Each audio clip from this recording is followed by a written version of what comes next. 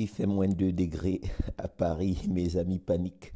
Bienvenue au Canada, c'est le docteur Sourire. Ici, nous sommes en train de faire une randonnée à moins 21 degrés. Comme vous le voyez, la nature est belle. On va tout à l'heure, dans les prochaines images, je vais vous montrer la beauté du paysage. Vivre dans un environnement comme le Canada, où il neige, où il fait froid plusieurs mois dans l'année, il est important de s'adapter pour pouvoir continuer à faire des activités sportives en extérieur qui ont des bienfaits pour la santé. Le sport, ça va aider votre humeur, ça va renforcer votre système immunitaire, ça vous aide à maintenir un poids santé. Et c'est certain qu'il faut éviter les dangers lorsqu'on fait du sport en hiver. Il y a plusieurs dangers. Le premier, c'est l'hypothermie.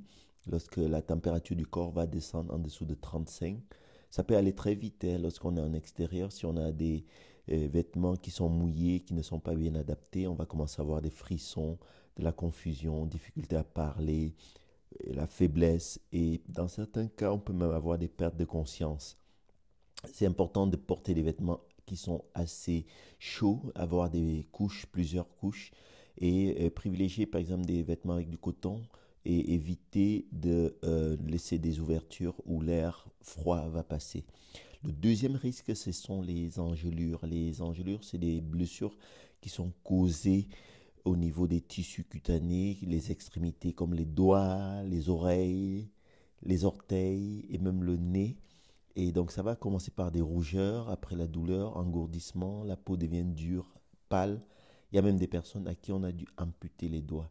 Donc là aussi, c'est important de porter des vêtements chauds qui couvrent tout le corps et surveiller régulièrement l'état de la peau. Le troisième risque, c'est les problèmes respiratoires, parce que l'air froid et sec va pouvoir irriter les voies respiratoires.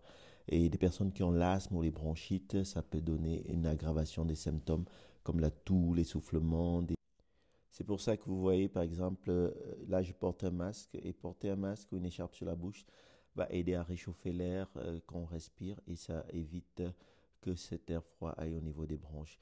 Ensuite, il y a un risque important qui concerne les personnes qui ont des problèmes cardiaques parce que le froid va augmenter la charge de travail du cœur et ça peut donner des problèmes d'infarctus chez les personnes qui sont déjà fragiles. Un autre risque qui est important de connaître, c'est la déshydratation, parce que même en temps froid, l'exercice peut provoquer une transpiration importante et qui donne la déshydratation. Vous avez soif, mal à la tête, fatigué, et donc c'est important de bien s'hydrater. Et le dernier risque à connaître, c'est le risque de chute et de blessure, qui, surtout lorsqu'on a de la glace qui est cachée sous la neige qui vient de tomber. On peut avoir des surfaces glissantes, donc le risque de chute, de blessure, des entorses, des fractures, des contusions. Donc c'est important de penser à marcher prudemment, des chaussures avec une adhérence, éviter de poser le pied sur des morceaux de glace et c'est important aller à une vitesse raisonnable. Et puis on peut aussi mettre des crampons, ça aide pas mal pour protéger ces risques. Puis le dernier problème, c'est le risque de démotivation. Parce qu'effectivement, dans une période comme celle-ci, on est souvent démotivé et beaucoup de personnes ont tendance à ne pas vouloir continuer à faire du sport pendant l'hiver. Donc c'était le docteur Sourire pour vous servir et merci. Dites-moi en commentaire, est-ce que vous êtes team hiver extérieur sport ou team canapé télé